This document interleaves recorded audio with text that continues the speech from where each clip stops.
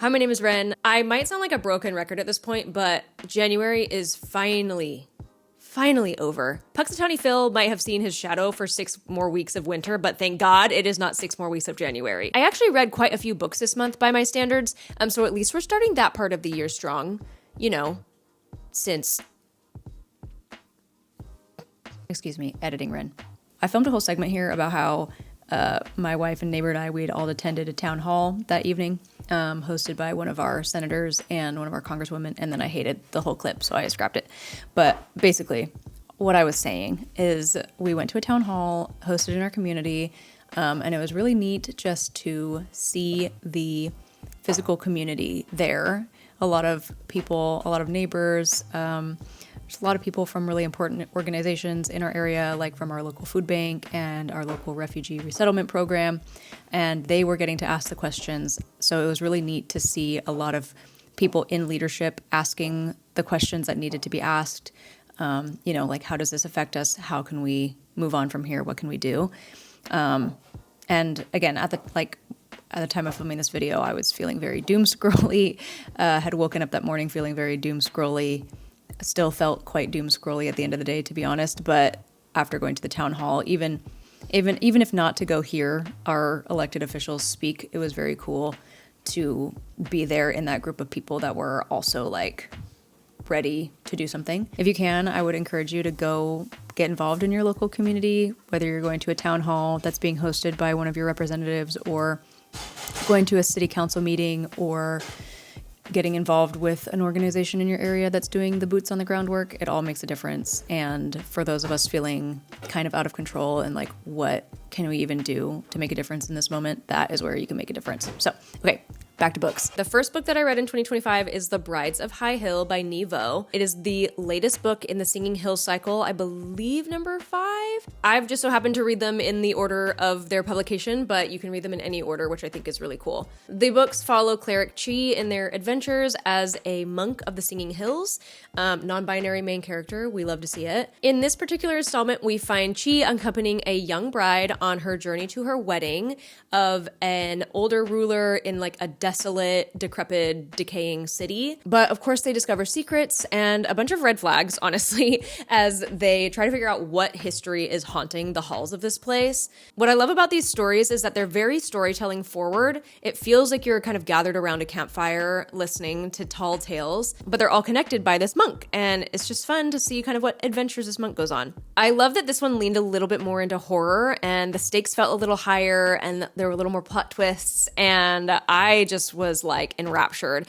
These books are definitely really good if you are in a reading slump because they're really little and they're easy to just like crank out, and they're just fun and they're just kind of light. I love the characters. I'm a big fan of these books and of Nevo's writing. This series has actually won the Hugo Award and the Crawford Award and has been shortlisted for a couple others. So this was an easy 5 stars for me. I love this series so much. The second book I finished in 2025 was I Who Have Never Known Men by Jacqueline Hartman, translated from French by Roz Schwartz. It was published in 1995. I actually started this book all the way back in December and realized that I hadn't finished it yet, so I decided to this month. I listened to it on audiobook. I really enjoyed it. It's only about 6 hours long. It is speculative fiction, dystopian. The book starts out in an underground bunker where 39 women and one younger girl are like locked in a cage together and being guarded by male guards. And they have no idea how they got there. They don't know why they're in the bunker. They don't know why the men are guarding them. They don't know what's going on in the world outside. The older women have memories of like what life was like before. And so they're latching on to that, and they talk a lot about it, while the younger girl has only ever really known this. She doesn't remember a life on the outside, and so she doesn't really understand when the women are talking about their past experiences or what like chocolate is, for example, or they have no way to tell the passing of time. They're not allowed to talk to the guards or really ask anything. It's not a spoiler, but they do escape. It's literally in the description, and they find the world waiting for them above ground. We follow the young girl's perspective as her and the women go through rediscovering what is left for them as they learn how to survive together, and she grows up as, you know, the book positions her as the one who has never known men. The book, I feel like, really makes you think about humanity and connectedness and society and solitude. Obviously, the title itself kind of positions the character in relationship to men, but The reflections go a lot deeper than that. It's really a lot about the female connections that are in the book. I thought it was very thought-provoking, and it was a very quick listen as well. Great book club recommendation by my wife. 4.5 stars. The third book I read in January was Shark Heart by Emily Habeck. This was my book club's pick for January. The theme that we had was unhinged. I can't sum up the plot much better than the blurb does, so I will just read it to you. For Lewis and Wren, their first year of marriage is also their last. A few weeks after their wedding, Lewis receives a rare diagnosis. He will retain most of his consciousness, memories, and intellect, but his physical body will transform into that of a great white shark. As Lewis develops the features and impulses of one of the most predatory creatures in the ocean, his complicated artist's heart struggles to make peace with his unfulfilled dreams. Shark Heart is an unforgettable love story about mothers and daughters, husbands and wives, animals and people, all while examining what it truly means to be human.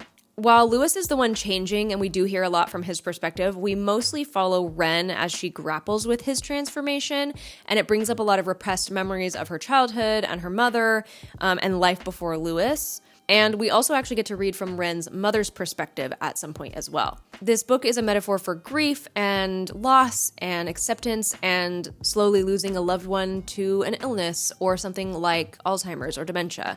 It definitely fit the theme for book club.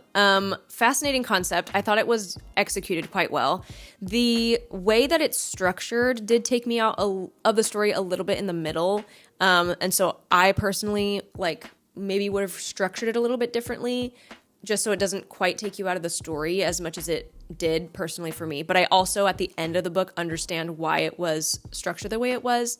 But I think at the time while I was reading, I was just kind of like, wait, what's going on? But that being said, I did connect more to the mother's story than Lewis's. I don't know what it is about Lewis. I just never felt really connected to him as a character, or I didn't get to know him well enough before things really started happening. And I did cry.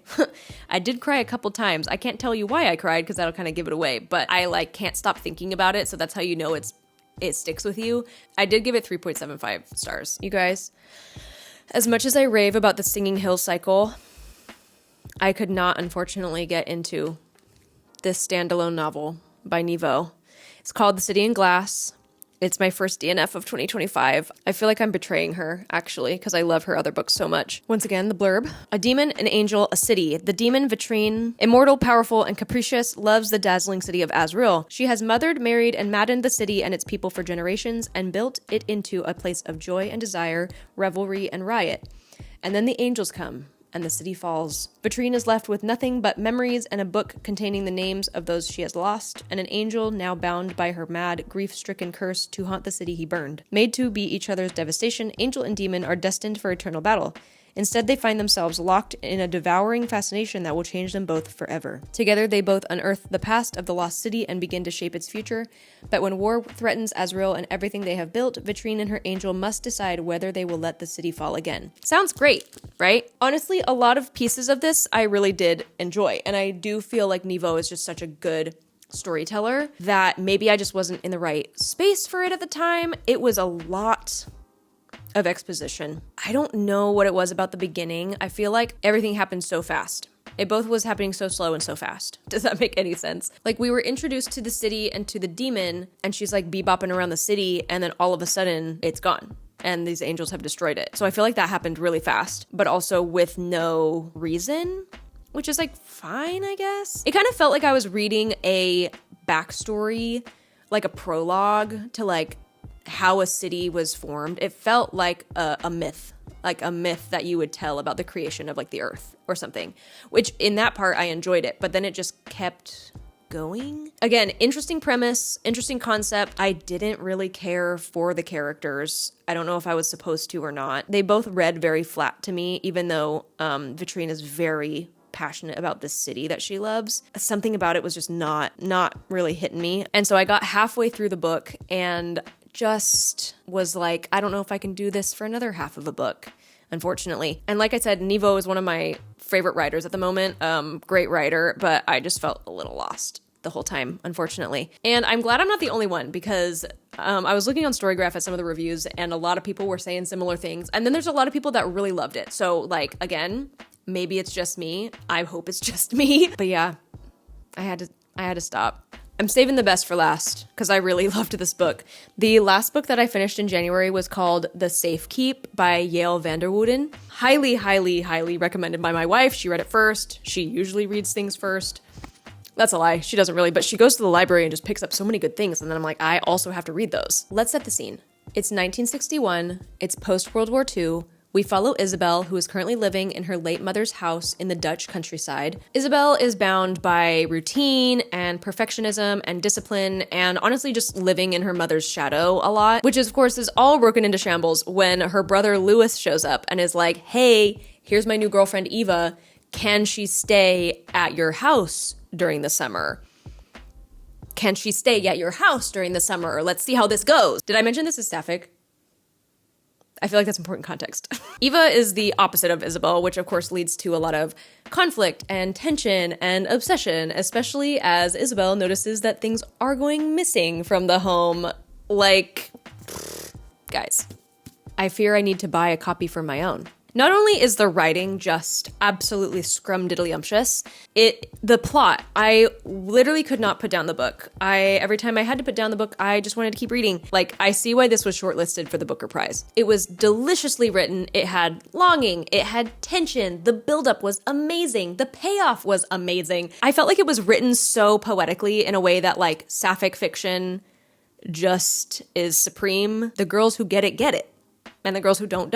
It was an immediate 5 stars for me. Okay, those are the books that I read in January, and while I'm not really one to have like a concrete TBR, I do have a couple books that I want to read this month. It's Black History Month. I really want to focus on reading primarily Black authors and Black stories, so this is the lineup that we have going on. This will also heavily depend on what I can get from the library, but I've got a couple already, I've got a couple on hold, and I have a couple on my shelf that I can just pick up and read when I want to. So that being said, I'm hoping to read a few of the following. The first is Parable of the Sower by Octavia Butler. I picked this up from the library during the LA fires, and specifically because of the Eaton fire taking place in Altadena, which is where she is buried. The cemetery that she's buried in actually did catch fire, but didn't completely burn.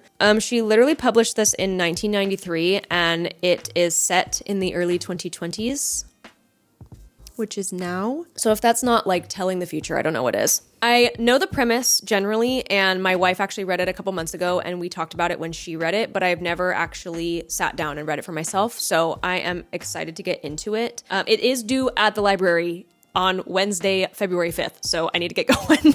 When global climate change and economic crises lead to social chaos in the early 2020s, California becomes full of dangers, from pervasive water shortage to masses of vagabonds who will do anything to live to see another day. 15-year-old Lauren Olamina lives inside a gated community with her preacher father, family, and neighbors sheltered from the surrounding anarchy. Precocious and clear-eyed, Lauren must make her voice heard in order to protect her loved ones from the imminent disasters her small community stubbornly ignores. But what begins as a fight for survival soon leads to something much more: the birth of a new faith and a startling vision of human destiny.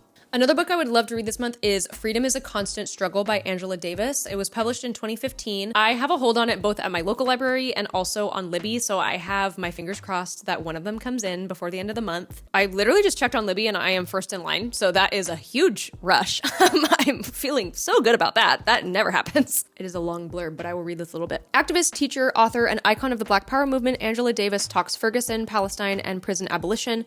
In these newly collected essays, interviews, and speeches, world-renowned activist and scholar Angela Y. Davis illuminates the connections between struggles against state violence and oppression throughout history and around the world. Reflecting on the importance of Black feminism, intersectionality, and prison abolitionism for today's struggles, Davis discusses the legacies of previous liberation struggles, from the Black freedom movement to the South African anti-apartheid movement. She highlights connections and analyzes today's struggles against state terror, from Ferguson to Palestine. Facing a world of outrageous injustice, Davis challenges us to imagine and build the movement for human liberation. And in doing so, she reminds us that freedom is a constant struggle.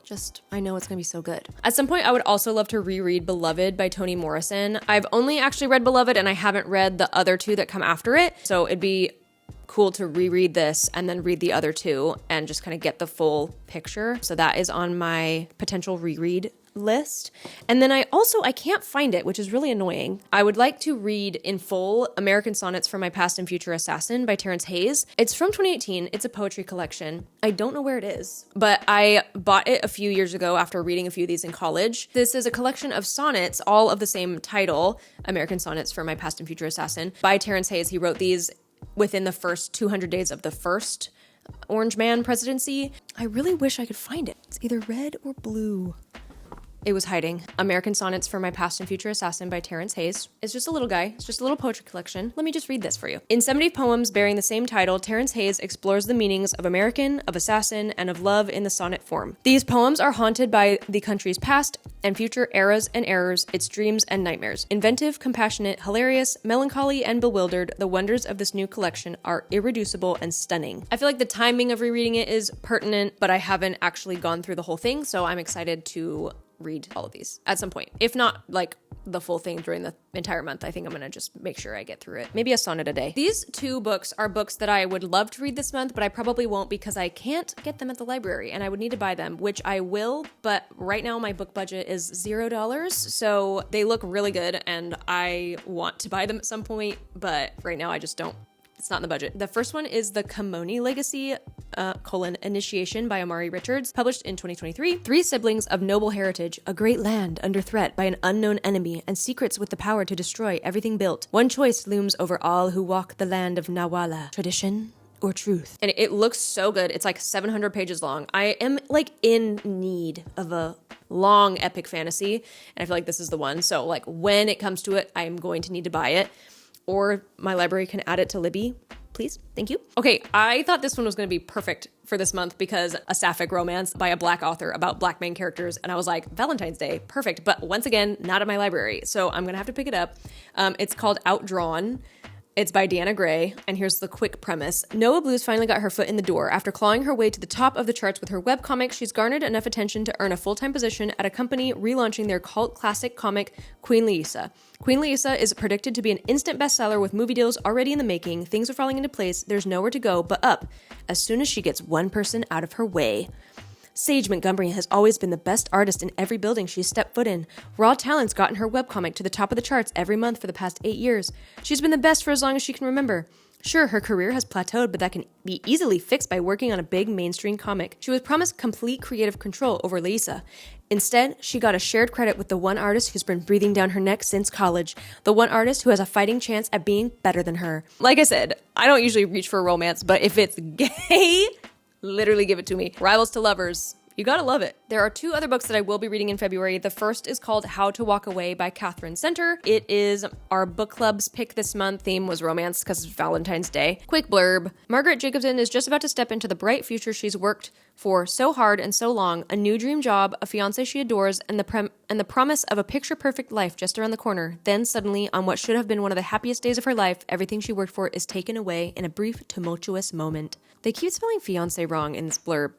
It's missing an E. And finally, one book that I'm partially through already is The Jasmine Throne by Tasha Suri. I don't know if I was just not in a fantasy mood when I first picked this up, but I've only gotten a couple chapters in. I think I was just in the mood for something else, which was then satiated by The Safe Keep. So I'm excited to dive into this. I just need to lock in. We literally have the second book right over there. Hopefully our library will acquire the third book very, very, very soon. A ruthless princess seeking to steal a throne. A powerful priestess seeking to save her family. Together, they will set the empire ablaze. I am only a couple chapters into this book, and I'm already very intrigued by the magic system, so I'm very excited about that. Once again, my wife read this first. She finished it, and she has just been hooked, so I'm excited to get my hands on it and, like I said, lock in. I've realized already since starting BookTube that I'm like placing extra pressure on myself to finish a certain number of books, which is just not how I want to be doing this at all. These are just books that I'm hoping to read in February, and if I get to them, I get to them. If I don't, I don't. I want to know what books you read in January, or at least the ones that you loved, or the ones that you didn't love. Have you DNF'd any already? Am I the only one? I feel like I was very early to DNF a book. And let me know what you're reading in February. I would love to know what's on your TBR if you have anything. Anyway, it's late. My dog needs some snuggles. That's it.